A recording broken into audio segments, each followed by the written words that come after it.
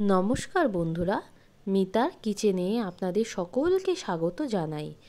আজকের রেসিপি হলো আলু দিয়ে পাতলা করে ডিমের ঝোল। চলুন রেসিপিটি দেখে নিই। তার জন্যই আমি এখানে 4টে মতো আলু আর 5টা মতো ডিম সেদ্ধ করে নিয়েছি। এবারে এদিকে আমি 2টো মিডিয়াম সাইজের পেঁয়াজ, 9টা মতো কাঁচা লঙ্কা, 7টা মতো রসুনের কোয়া আর 2 ইঞ্চি মতো আদা নিয়ে নিয়েছি।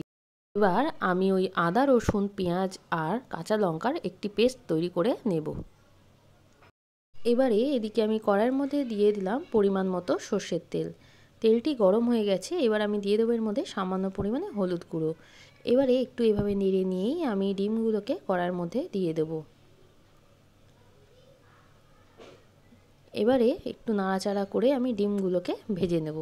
দেখুন এখানে আমার ডিমগুলো একদমই ভাজা হয়ে গেছে। এবার আমি ডিমগুলোকে এক এক করে কড়াই থেকে তুলে নেব।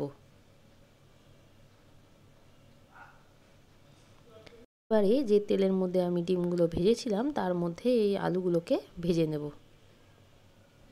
আর দিয়ে দেবো সামান্য পরিমাণে হলুদ আর সামান্য পরিমাণে লবণ দিয়ে ভালো করে নাড়াচাড়া করে আলুগুলোকে ভেজে নেব। দেখুন এখানে আমার আলুগুলো একদমই ভাজা হয়ে গেছে। এবার আলুগুলোকে আমি কড়াই থেকে তুলে নেব। এবার আমি এর সাথে আর একটু সামান্য পরিমাণে তেল দিয়ে দিলাম।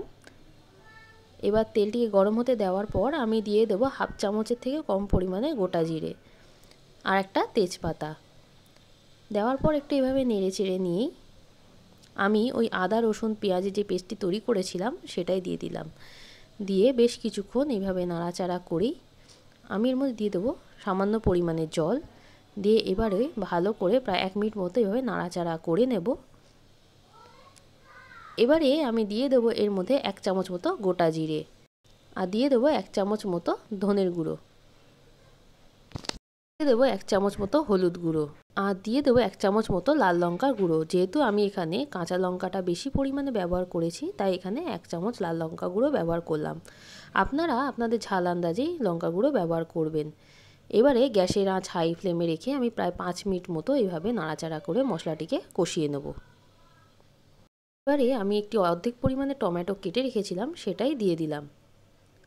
দিয়ে দেব 1.5 চামচ মতো লবণ। আপনারা আপনাদের স্বাদ আন্দাজেই লবণ ব্যবহার করবেন। দেওয়ার পর আবারও ভালো করে আমি মশলাটিকে কষিয়ে নেব। এবার আমি দিয়ে দেবো এর মধ্যে 1/2 চামচ মতো চিনি। চিনিটি দেওয়ার পর এইভাবে নাড়াচাড়া করে আমি মশলাটিকে কষিয়ে নেব। দেখুন এখানে আমার মশলাটি একদমই কষানো হয়ে গেছে আর তেল ছাড়তেও শুরু করে দিয়েছে। এবার আমি ওই ভেজে রাখা আলুগুলোকে কড়াইয়ের মধ্যে দিয়ে দিলাম। দেওয়ার পরে এবারে আমি আলুগুলোকে প্রায় 1 মিনিট ধরে এই মশলাটির সাথে নাড়াচাড়া করে কষিয়ে নেব। এখানে আমার আলুটি একদমই মশলাটির সঙ্গে কষানো হয়ে গেছে। এবার আমি দিয়ে দেবো এর মধ্যে পরিমাণ মতো জল।